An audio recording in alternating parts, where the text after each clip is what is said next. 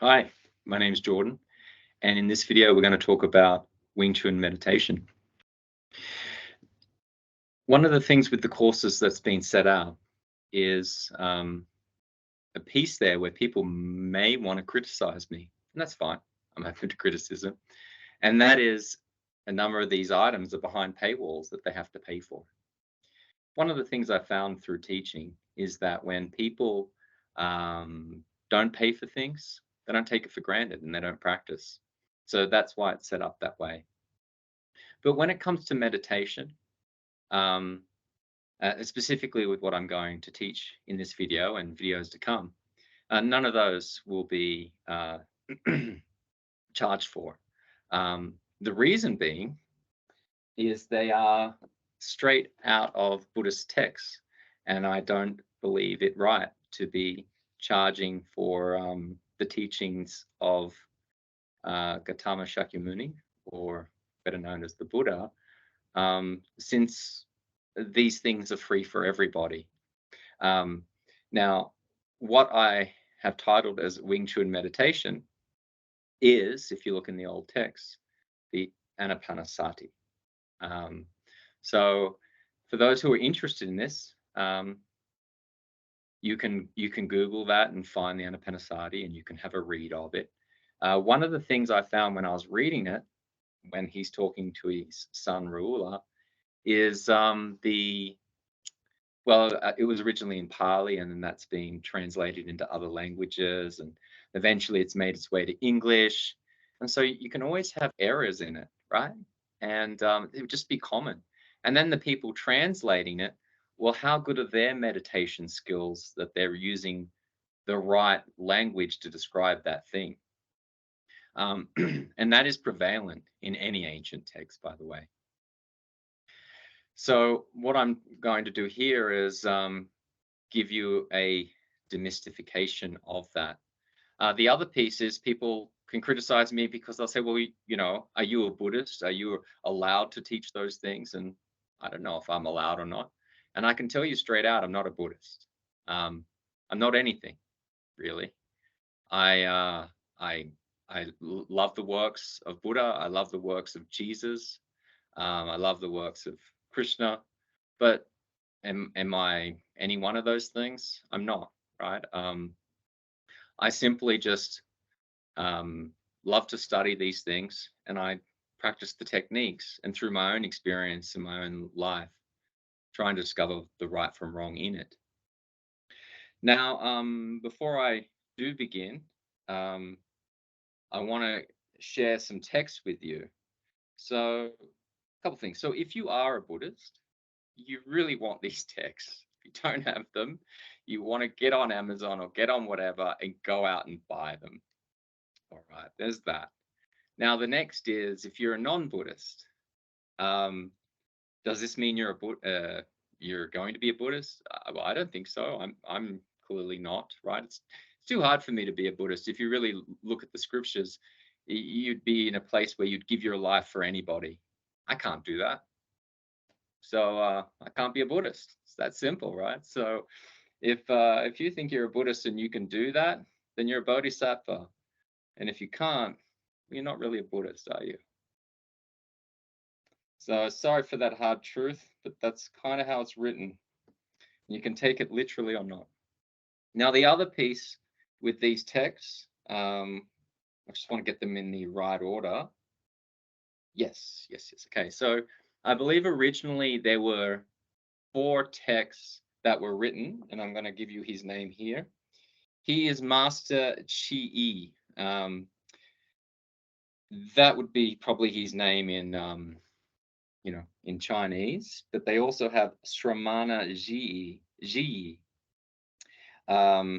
And what I love about this, he is what's written here is a Great Tianzai meditation master and exegete. He certainly was. And he he wrote these 4 texts because he was concerned about his brother. He's a Chan master, right? So Chan is the Chinese pronunciation. In the West would be more familiar with Zen, which is the Japanese pronunciation. which all comes back out of India, which is jhana or jhana, right? Different pronunciations, it all means the same thing. And he was a master of that. He was a master of jhana, and he was also an enlightened master. And I made a commitment a long time ago. I wouldn't be reading any text from anyone who wasn't a master. So these aren't my words because I'm not enlightened. These are the words of this enlightened Chan master. Now, I'll give you the text here. So there were 4, but I think only 2 have been translated into English. And I'm just going to do a quick overview of that and give you a meditation from one of the books. And I plan to make future videos on the other meditation. So the first one is called The Essentials of Buddhist Meditation. I'm going to put it up on the screen so you can see it.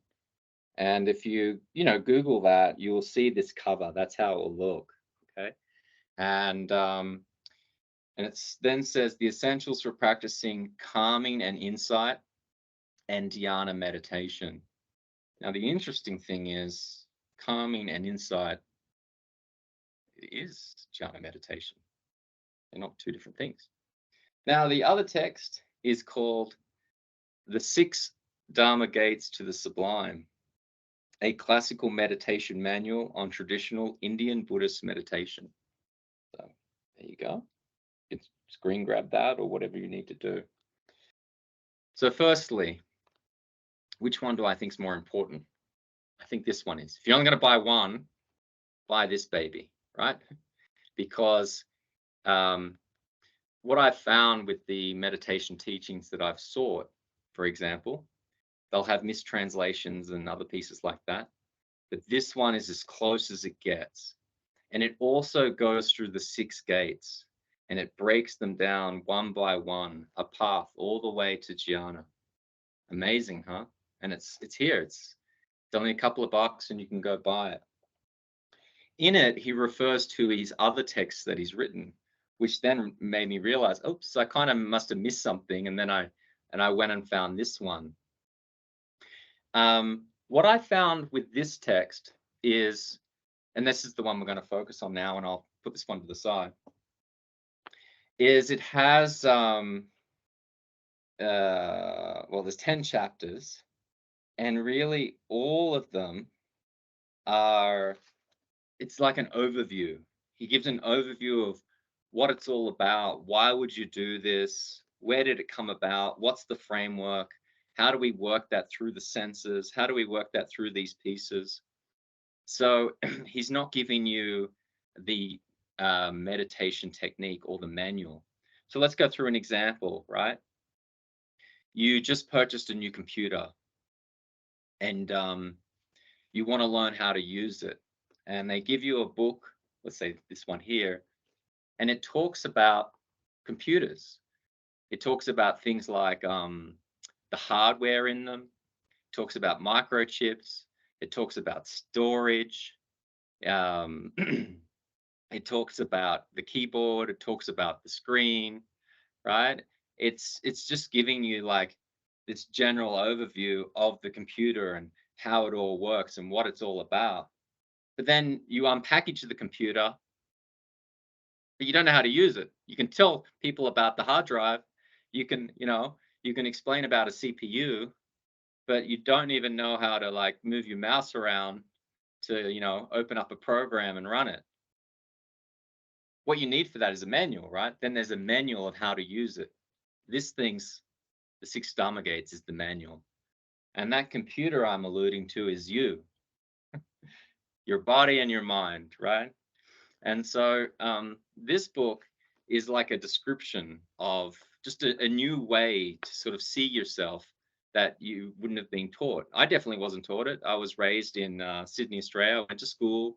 I've got a degree in science with psychology, computer science, information systems. I've done biochem, physiology, right? And not one of those courses and nowhere really on the internet did it ever get that. So I think that part's good of it, but there's something else that really intrigued me. Now, in that, and you can see I've bookmarked it, he gives two types of meditation. And one he calls calming, and then the other he calls insight. And what he describes in those chapters is something I've read in multiple different books. And those books were actually Taoist books, which is interesting. Um, and they will, in those Taoist books, they will talk about something where you have a focus on the lower dantian, and through your practice, you can open up the water wheel and have the heavenly microcosmic orbit. All right, so that's one, and um, that's his calming technique, and that's the one I'm going to talk to you about today. And then the other is the 6 healing sounds. I'd heard about this. I don't know. To be honest with you, let's say probably Mantak Chia. He's a super famous Taoist, modern day Taoist. And I was a bit dubious of the 6 healing. Where did this come from? What's that all about? How can you prove it really works? And then I took a course, and it was in there as well. And I really trusted the information from that course, which led me to go, oh, okay, maybe it's, my skeptical sort of scientific Western mind, maybe it's not dubious and so forth. There's another enlightened master, passed away now. In his books, which are all up on my library, I've got all the ones that are translated to English. In an obscure section, he talks about the 6 healing sounds, and I was like, okay, why is this? Oh, well, then again, he's recognized as I can say the word enlightened, and you can, but he's recognized as that, and they give it different names from the Taoists, the Tantrics, and also the Zen school. I never realized the source of it comes from this text. We won't go into the 6 healing sounds, but it's just something I wanted to call out. That this is the what we can say is the root of it. But even he admits that these aren't his teachings. These are the teachings that came out of India. That's really the root of it, right? And he also mentions, which is in this book, the 6 Dharma Gates, that's the exact technique Gautama Shakyamuni used under the Bodhi tree to reach his enlightenment. So if you'd like to have a crack at figuring out what that technique is, that will tell you. And then if you'd like to try it, you can try it. And I think I'll do future video courses on that. But before I do, I wanted to talk about the calming technique in this. Where else have I seen it? There's another book called The Hara, and it goes through many chapters of where the Hara is found across all geographical spaces around the world. Obviously, it's found in your body, but how they name it and where it's used, right? So when I went to Korea, the Zen monk, I think he said, this is a while ago, but I think he said Dajon, something like that. It's probably the wrong pronunciation. Sorry. You can comment below what the right name is. And in Japan, they say Hara, and in Chinese, they say Datian. Now, all the same thing, just different names, much like Jhana. Now, let's do a quick overview of what it is. Really, with this meditation, you want to be seated. Most people, when they think of meditation, they might think they need to tie themselves up into a pretzel, and it's important that they can do the full lotus, or at least a half lotus, or some sort of lotus, or it's not needed. None of that's needed. If you can do it, great, but it's not needed. If you look at the Egyptians, it was good enough for them just to sit on a 90-degree seat. Why isn't it good enough for us? So if you can find yourself a sturdy seat, and you want it 90 degrees because you don't want your knees above your hips. You can have them 90, or you can even have them a little lower. That's fine too, but just don't have them higher. You want to place yourself so you're seated on your sits bones.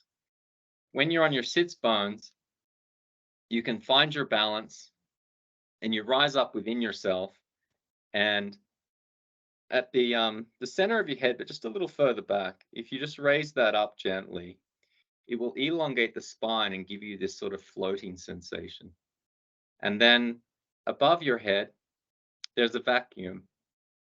You need to just get your mind and you play, you can tap so you know what I'm talking about.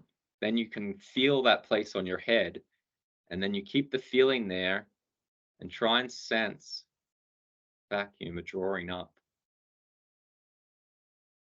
Once you've found that drawing up, you have found your central equilibrium because you'll feel equiposed, you'll feel balanced, you'll feel buoyant. So you're not trying to sit up straight, so to speak, and hold muscles. If you find that place, you'll notice that the synovial fluid of your joints and your skeletal system naturally upholds you. You can gently just sort of roll your shoulders back so they're aligned with your ears, and you can align that center back down to your sits bones. And you will find your central equilibrium. This is why the asanas or the postures you see in yoga are so important. You really want your body opened and strengthened. And then it's much easier just to sit in this position. So if you do any form of stretching, keep doing that. If you don't, it's a good idea to do that. And you'll find that these sitting practices are much easier. Now, once you've felt that central equilibrium, we'll talk about the Dantian now. The way to find it's actually a feeling. And the name, the location of it is encoded in the Chinese characters. If you look at the words mean elixir field. And if you look at the field character, it's like a square and it has a crosshair in it. So if we look at our body, we have our belly button. And if you get like three fingers, see, they can say three, they can say four. Which one is it? Which is right? We're going to just go with three. And you put that on your belly button and go 3 finger widths down. That point there is called Qi Hai. That means Sea of Qi. That is the false Dantian. All right. So it's not on your skin. A better way of looking at it, but we want that point. That's one of the crosshairs.